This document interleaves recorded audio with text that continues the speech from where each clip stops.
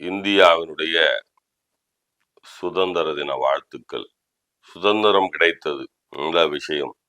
எல்லாவற்றையும் பேச முடிகிறது, எல்லாவற்றையும் எழுத முடிகிறது. ஆனால் அந்த சுதந்திரம் நமக்கு என்ன கற்றுத்தந்திருக்கிறது என்று சொன்னால், இன்னும் நாம் அடிமையாகத்தான் இருக்கிறோமா என்கின்ற கேள்வியை நம் மனதுக்குள் எழுப்புகிறது.